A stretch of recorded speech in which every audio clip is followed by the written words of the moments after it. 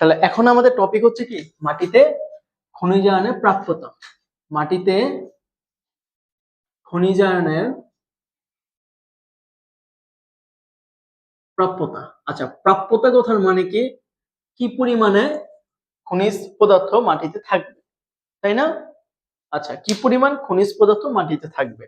আচ্ছা, তো খেয়াল করেন, আমরা একটু খনিজ, এই যে খনিজ আয়ন যেগুলা, সেগুলা কিভাবে মাটিতে থাকে এবং কিভাবে শোষিত হয় তার একটা ডেমো আমরা একটু দেখবো। ধরেন এটা হচ্ছে একটা গাছ, এটা হচ্ছে তার মূল, ঠিক আছে? উদ্ভিদ কি করে, তার মূল দিয়ে মূলের আশেপাশে যে পানি আছে, মূলের আশেপাশে যে পানি আছে, এই পানিগুলোকে সে রিসিভ করে, রাইট? হ্যাঁ, হ্যাঁ। আচ্ছা, তো উদ্ভিদের ক্ষেত্রে আমরা দেখি যে মাটির এই যে মূলের আশেপাশে মাটির যে কণা, এদেরকে বলা হয় কলয়েডাল দানা। কলয়েডাল দানা বা কলয়েডাল কণা, ঠিক আছে, মাটির ক্ষেত্রে।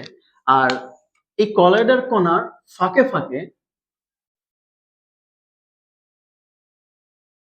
যে পানি থাকে, এই পানিকে বলা হয় মাটির কৌশিক পানি। মাটির কৌশিক পানি বা মূলের আশেপাশে যে পানিটা থাকে তাকে আমরা কি বলি, মাটির কৌশিক পানি। মনে রাখবেন, এই পানি মূলত শোষণ হয়, পানি মূলত শোষণ হয় মূলরম দ্বারা। কি দ্বারা? মূলরম দ্বারা পানি শোষণ হয়। এবং এই মূলরম দ্বারা যখন পানি শোষণ হয়, পানিতে কিছু লবণ দ্রবীভূত থাকে না, কিছু লবণও শোষিত হয়। তার মানে কি, মূলরম দ্বারা পানিও শোষণ হয়, লবণও শোষণ হয়। তবে মেইন হচ্ছে পানি শোষণ হয়, কিছু পরিমাণ লবণও শোষণ হয়। ক্লিয়ার? আচ্ছা, তাহলে এখন লবণ কোথা থেকে কিভাবে শোষণ হয়? মূলের অগ্রভাগে একটা অঞ্চল আছে, এটাকে বলা হয় নবঘটিত। নবঘটিত, এগুলো কি অ্যাসাইনমেন্ট? নবঘটিত কোষ বিভাজন অঞ্চল। নবঘটিত কোষ বিভাজন অঞ্চল, তার মানে উদ্ভিদে মূলের মাঝখানে, এই যে মূলরোম এবং মূলোত্তর মাঝখানে একটা অঞ্চল আছে, নাম কি? নবগঠিত কোষ বিভাজন অঞ্চল। নবগঠিত মানে কি, এই জায়গাটা বিভাজিত হয়, নব মানে নতুন, নতুন করে বিভাজিত হয়, বড় হয়, এবং এই লাস্টের যে অঞ্চলটা, এটাকে বলা হয় মূলত্র। মূলত্র, এই নবগঠিত কোষ বিভাজন অঞ্চল দিয়ে কি হয়, সে লবণ শোষণ করে। ক্লিয়ার? আচ্ছা, খেয়াল করেন ভাই, এই জায়গাটা, এই যে পয়েন্টটা আছে, এই পয়েন্টটা কি উদ্ভিদের জন্য খুবই গুরুত্বপূর্ণ না? হ্যাঁ, একটা ছোট্ট জিনিস বলে রাখি আপনাদেরকে, এটা আপনারা 12 অধ্যায়ে গেলে পাবেন। মাইকোরাইজাল অ্যাসোসিয়েশন বলে একটা অ্যাসোসিয়েশন আছে। অ্যাসোসিয়েশন মানে কি, সহাবস্থান। একজনের এক জিনিস নাই, আরেকজনের ওই জিনিস আছে, ওর যেটা আছে এটা আবার আরেকজনের কাছে নাই। তো দুইজন মিলে একসাথে বসবাস করলে দেখা যায় যে খুব সুন্দর একটা বন্ডিং তৈরি হয়। বুঝছেন? এটাকে বলে অ্যাসোসিয়েশন, সহাবস্থান বলা হয়। ঠিক আছে? তো মাইকোরাইজাল অ্যাসোসিয়েশন যেটা, এটা হচ্ছে ছত্রাক দ্বারা হয়। যে উদ্ভিদের মূলের আশেপাশে কিছু ছত্রাক জন্মায়, ঠিক আছে, মাইকো মানে ছত্রাক, ছত্রাক জন্মায়, তখন তখন আওয়াজ করুন, তখন একটা সম্পর্ক তৈরি হয় তাদের মধ্যে, তারা একে অপরের সাথে বসবাস করে এবং একে অপর থেকে হেল্প নেয়। এই অ্যাসোসিয়েশনটাকে বলা হয় মাইকোরাইজাল অ্যাসোসিয়েশন। বুঝছেন? কি অ্যাসোসিয়েশন? Mycorrhizal association. ক্লিয়ার? যদি কখনো ভুল করে পরীক্ষায় আসে, পারবেন না লিখতে। মাইকো মানে ছত্রাক, রাইজাল মানে হচ্ছে ওই যে রাইজোমর্ফ টাইপ কিছু একটা, যেটা কিনা মূলের অংশ, মানে মূলের মতো কাজ করে। ঠিক আছে? সো ওই জন্য এটাকে বলা হয় ছত্রাকের সাথে মূলের যে সহাবস্থান, এই সহাবস্থানকে বলা হয় মাইকোরাইজাল অ্যাসোসিয়েশন। কঠিন কিছু? হ্যাঁ, আচ্ছা, গেল এটা। এবার দেখেন তো, তাহলে এই জিনিসটা অনেক ইম্পর্টেন্ট। এবং যে সকল উদ্ভিদের এই অ্যাসোসিয়েশন যত বেশি, ওই উদ্ভিদ প্রকৃতিতে টিকে থাকার ক্ষমতা তত বেশি। বুঝছেন? কেন? কারণ সে প্রতিকূল পরিবেশে টিকে থাকার জন্য বিভিন্ন জীবাণুর থেকে হেল্প নিছে। যদি কোনো জীবাণু আপনাকে হেল্প করে, আপনার লাইফে এক্সিস্টেন্সের জন্য যদি কোনো প্যাথোজেন আপনাকে হেল্প করে, প্যাথোজেন বললে ভুল হবে, কোনো জীবাণু যদি আপনাকে হেল্প করে, তাহলে মনে করেন যে আপনি সাকসেস। যেমন ইকোলাই ব্যাকটেরিয়া হেল্প করে না আমাদেরকে? কি করে? ইকোলাইয়ের দুইটা কাজ বলে। ইনসুলিন তো তৈরি করি, এটা আমরা তৈরি করি, বাট আমাদের দেহের ভিতরে ইকোলাই কি কি কাজ করে? দুইটা কাজ বলেন, বলেন। ইকোলাইয়ের কাজ কি?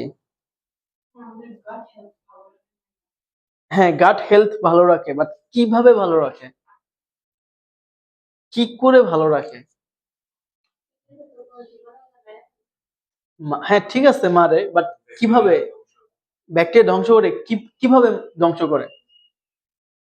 হ্যাঁ, না লাইটিক চক্র তো ভাইরাসের। ফ্যাগোসাইটোসিস ব্যাকটেরিয়া ঘটায়, বাট কয়েকটা পরিবেশ তৈরি করে। কেমন পরিবেশ তৈরি করে? অ্যাসিডিক পরিবেশ তৈরি করে। এই অ্যাসিডিক পরিবেশ তৈরি করে এক, আর দুই, সে হচ্ছে আমাদের অন্ত্রে ভিটামিন তৈরি করে। ভিটামিন বি এর যেগুলো আছে, পার্টগুলো আছে, সেগুলো তৈরি করে সে। তার মানে কি, একটা জীবাণু যখন আপনাকে হেল্প করবে, তার মানে আপনার সাকসেস। একই রকম ভাবে কোন একটা জীবাণু যখন উদ্ভিদের মূলে থাকা সেই মূলকে হেল্প করবে, তার মানে কি, সে প্রতিকূল পরিবেশেও টিকে থাকতে পারবে। কথা বুঝছেন? আচ্ছা, তো এগুলো নিয়ে একটু চিন্তা ভাবনা করবেন। এগুলো নিয়ে অনেক স্টাডি আছে প্রচুর। ইভেন মাইক্রোরাইজাল অ্যাসোসিয়েশন নিয়ে আলাদা একটা রিসার্চই আছে। আমরা যেগুলো মুখ দিয়ে এক কথায় বলি, সেগুলো নিয়ে আলাদা রিসার্চই আছে, আলাদা বইও আছে, দেখবেন। ঠিক আছে, ওকে। তাহলে এই হচ্ছে সেই লবণটা শোষণ হবে। হ্যাঁ, আচ্ছা, তো আমাদের কনসেপ্টটা হচ্ছে লবণের প্রাপ্যতা। তো উদ্ভিদে বা মাটিতে আমরা লবণ দুই ভাবে পেতে পারি। কয় ভাবে পেতে পারি? দুই ভাবে। তো এটার জন্য দুইটা মতবাদ আছে। কয়টা মতবাদ আছে? দুইটা মতবাদ আছে। মতবাদ মানে কি? তত্ত্ব। অর্থাৎ আমি একটা কথা বলছি, এটা সঠিক হইতেও পারে, ভুলও হইতে পারে। 50-50 চান্স। এটাকে বলা হয় কি? মতবাদ বা তত্ত্ব। ঠিক আছে, যে আমি এই কথাটা বলছি, সঠিক হইতে পারে, ভুল হইতে পারে। ঠিক আছে, হ্যাঁ। যেমন ধরেন, যেমন ধরেন একজন একজনের আহ কি বলা যায়, ধরেন কিডনির ব্যথার থেকে তার বমি হওয়া শুরু হয়েছে। আমি বললাম যে তার কিডনিতে ব্যথা, একটু পর তার বমি হওয়া শুরু হয়েছে। কই কিডনি, কই আপনার বমি, মিল আছে? মিল নাই। মানে তন্ত্রই আলাদা। মাথা ব্যথা মানা যায়, বমি এটা তো মানা যায় না, তাই না, কিডনির সাথে।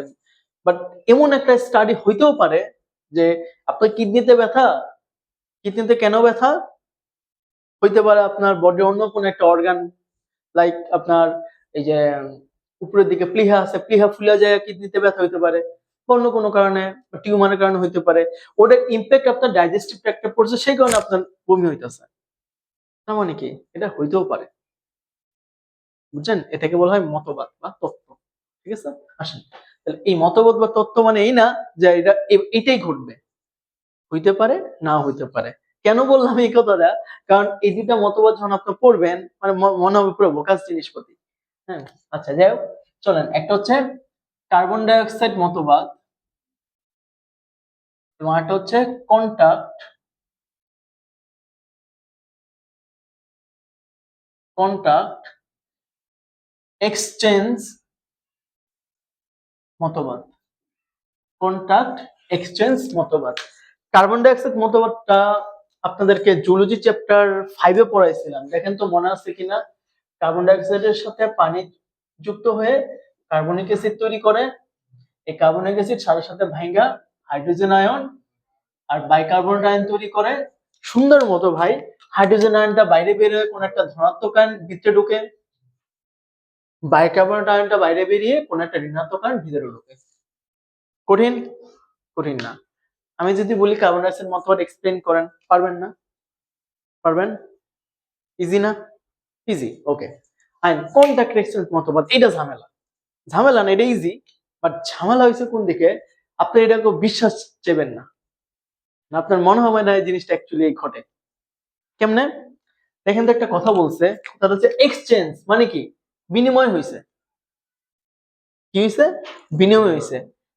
কিভাবে বিনিময় হয়েছে? কন্টাক্ট, মানে তারা স্পর্শ হওয়ার মাধ্যমে বিনিময় হয়েছে। মানে কি? মানে হচ্ছে যখন, দেখেন, মাটি এবং মূল দুই জায়গায় কিন্তু আয়ন থাকে, এবং আয়নের একটা ধর্ম হচ্ছে সে কিন্তু কখনো স্থির থাকে না, অলওয়েজ কাঁপাকাঁপি অবস্থায় থাকে, কম্পিত হতে থাকে, ঠিক কিনা? অলওয়েজ কম্পিত হতে থাকে। তো একটা আয়ন যখন এভাবে কম্পিত হতে থাকে, যখন মূল এবং মাটির দুই জায়গারই আয়নের কম্পন সেম হয়, তখন একে অপরকে ওভারল্যাপিং করে এবং মূলেরটা মাটিতে চলে যায়, মাটিটা মূলে চলে যায়। তার মানে কি বিনিময় হইলো, মানে এক্সচেঞ্জ হইছে। কখন এক্সচেঞ্জ হইছে? যখন দুইটা কম্পাউন্ড সিমিলার হবে এবং দুইজনের কাছাকাছি আসবে, কন্ট্যাক্টে আসবে। এই জন্য এই মতবাদটার নাম হচ্ছে কন্ট্যাক্ট এক্সচেঞ্জ মতবাদ। কারণ আপনাদের কাছে মনে হতে পারে এটা কি পসিবল? পসিবল হইলেও হইতে পারে, আবার নাও হইতে পারে, বুঝছেন? এই জন্যই বলছে এগুলো মতবাদ। ঠিক আছে, ক্লিয়ার? মানে হবেই যে ব্যাপারটা ওরকম না। এ পর্যন্ত বুঝছেন? এটা হচ্ছে আমার কন্ট্যাক্ট এক্সচেঞ্জ মতবাদ। অর্থাৎ খনিজ লবণ গুলা যখন মূলের তলে মূলের তলে হ্যাঁ, মূলের যে মূলের যে পৃষ্ঠ আছে, পৃষ্ঠতল আছে, পৃষ্ঠতলের কাছাকাছি আসে, আসার পর যখন দুইটা মলিকুলের আপনার ভাইব্রেশন সিমিলার হয়, তখন একে অপরকে ওভারল্যাপিং করে এবং বিনিময় করে, আয়নের বিনিময় হয়, এবং এটাকে আমরা বলবো কি? কন্ট্যাক্ট এক্সচেঞ্জ মতবাদ। ঠিক আছে, এই পর্যন্ত ক্লিয়ার? ওকে, তাহলে এটা হচ্ছে খনিজ আয়নের প্রাপ্যতা হিসাবে মতবাদ দুইটা। ঠিক আছে।